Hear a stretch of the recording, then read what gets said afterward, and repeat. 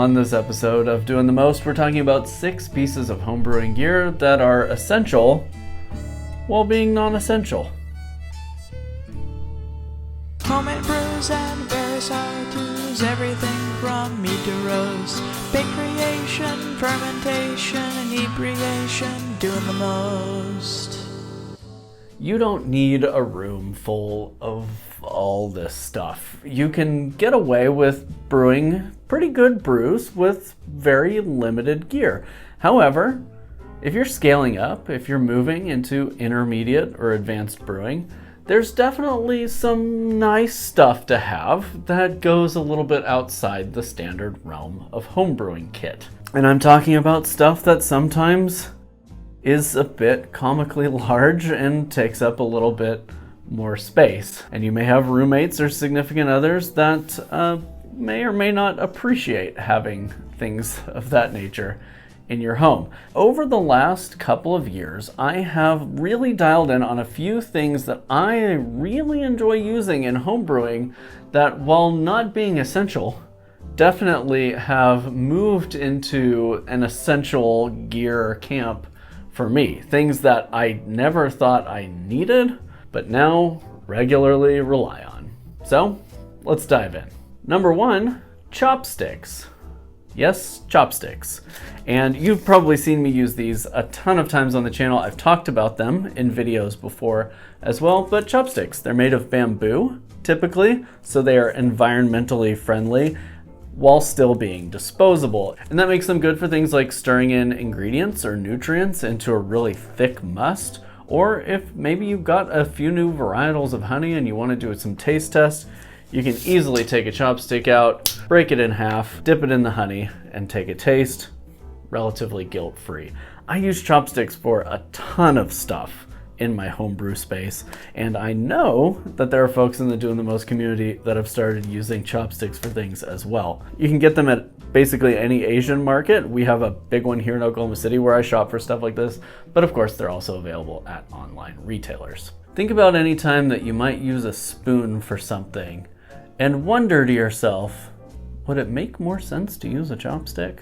Number 2 is tiny silicone bowls. I got mine on Amazon. They're these cute little tiny silicone bowls. They make them in various sizes, and they're for mise en place. They're for laying out all of your spices and garlic and things when you're cooking. But they work really well for homebrewing, especially if you're using things like powdered acid or tannin or nutrients, and you need to weigh those out in very small amounts. Each of these weighs about 19 grams, and it works really well on your little mini scale. My favorite thing about these little silicone bowls is, unlike some of the glass ones that I sometimes use, these fold up. And what that means is when you're using them with a carboy, you can measure out your ingredients, fold it up, and then funnel it directly into the neck of the carboy. Whereas with one of these guys, you have a lot less flexibility. These are stupid cheap. There'll be a link in the description where you can pick these up, and they come in super, super handy, especially if you're an organized person who likes everything laid out before you get a brew going. Number 3, nut milk bags. This is something that I started using about 6-7 months ago. I had been using a lot of the muslin straining bags like these, and they work pretty well for a lot of applications. However, the mesh is kind of wide in them when they get more stretched out. It's more like a cheesecloth weave of mesh. Enter the nut milk bag, which is made for making milk from cashews, almonds, nuts. Essentially, they're nut milk bags. There are a few great things about these. For one, they are reusable, so you can wash them and use them time and time again, and it takes a while for them to wear out. You can see mine is beautifully stained because I used it for sumac as well as a few other applications, and so it's got a nice kind of reddish brownish tinge to it. But you clean it, you give it a nice bath in Starzan to make sure it's sanitized throughout, and you can use it right in your next brew. Obviously, the really, really fine weave is great because it keeps particulate out of your brews. But another thing you can use it for is a strainer. So say you made a tincture out of something like, I don't know, 40-ish fruits worth of citrus zest, you can pour that through the nut milk bag and squeeze it out, and you can strain it through there without getting any of that very fine citrus zest into your brew. Nut milk bags, total lifesaver, and I love them. Number 4, an enormous funnel. I had been avoiding getting one of these for the longest time, and if you look at some of our earlier videos, you can see me using a very tiny funnel to try and get things into carboys. Super inconvenient. This changes everything, especially if you're pouring, like, say, a gallon of honey into a 5-gallon carboy. Being able to tip it up, set it inside the funnel, and let it drain and walk away is incredibly handy. And with my giant funnel, I have been known to use the shower sprayer in the bathtub in combination with the funnel by kind of turning the funnel around the carboy neck to rinse out the carboy neck of my carboys. It basically becomes an extension of your shower sprayer. But we'll have a little bit more on how you can spray out your carboys in a bit. Anyway, giant funnel, don't sleep on this. This one I think was like 16 bucks, and I use it like almost every time I brew. Way handier than a little tiny funnel where you're kind of working around the funnel rather than working with it. If you got a few bucks to spare, this thing is a huge enhancement to your homebrewing gear. Number 5, a giant brush. Now, for a very long time, I have used one of these to clean out my carboys, and you can tell that I've kind of been working around it, as the shape of the brush maybe identifies. I've bent it into all manner of configuration to try and get schmutz out of the inside of carboys that has been kind of caked on there for a while and is stubborn. This thing isn't the greatest solution to scraping out the inside of a carboy, but it does a pretty good job for certain applications. However, in the last month, I decided to finally purchase a totally different configuration of brush, and as you can see, the bristly head is much bigger than that one, and it's also pretty coarse. Like, even the little hairs on it are kind of spiraled like weed whacker cord. So what makes this different from the other carboy brush? Mostly, it's just way more practical. The shape makes more sense, the girth makes more sense, especially for 5 and 6 gallon carboys. And unlike the other one, I decided to modify mine. I used my bandsaw to cut the handle end off and then did a little bit of sanding to round out the tip. And what's great about this now is that it fits into my power drill. So on a low setting, not a high setting, on a low setting, I can diligently brush out the inside of my carboys with the magic of power.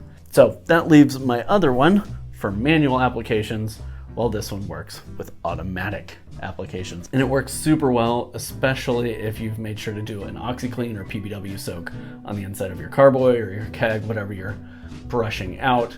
I had a couple of carboys that I was just avoiding cleaning because it was such a pain to get certain areas of the carboys. And being able to kind of just slowly rotate this around on a power drill and scrape down the insides, it's just like a total game changer. Now I've rescued those 2 carboys from my laziness, and they can be put back into rotation. So that's like a little bit of a bonus tip. A power drill is really handy in your brew space. You can use it for degassing, aerating, for cleaning, for milling grains. Power drill often really comes in clutch. And lastly, the one you've all been waiting for, a bidet.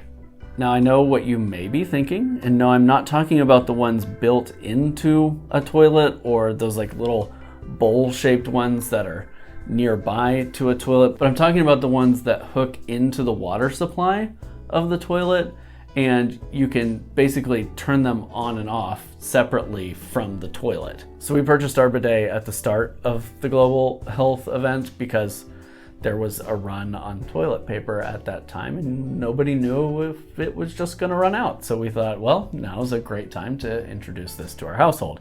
Then we bought a second one when we had our kid because it comes in handy for a lot of applications for very young children. But I do a lot of my carboy cleaning, keg cleaning, all that stuff in the bathtub that's just on the other side of the wall from the studio. And the bidet that's connected to the water supply on our toilet stretches wonderfully over to that bathtub. And that means I can use it with its very high pressure spray to spray out buckets and carboys and things like that.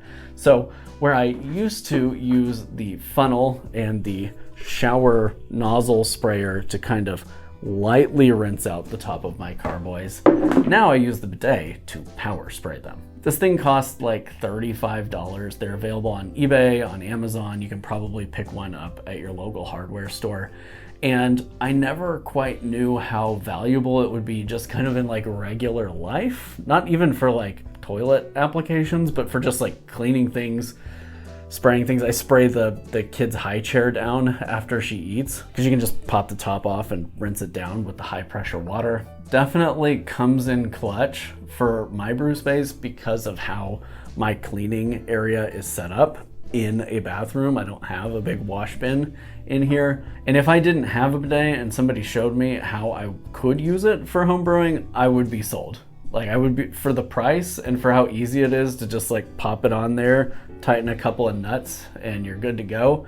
It's a kind of a game changer for how little investment and intervention it takes to get it installed. A bidet, possibly my favorite piece of new home brewing gear that I've started using on a regular basis. I hope you enjoyed this video. I'd love to hear your thoughts and ideas on some non-essential, essential homebrewing gear might be. Throw that in the comments down below this video. And of course, you can follow us on all the things, including Instagram, or join our Discord server. There are a ton of other homebrewers there waiting to be your newest, bestest friends. And of course, subscribe to our channel if you haven't already. Just hit that subscribe button down below the video, click that bell over there, like ring it for notifications so you don't miss any of our new content going forward. Until next time, happy brewing, happy gear collecting, happy budgeting for new, fun, and exciting pieces of kit that will definitely improve your lives. Definitely. Definitely. And cheers.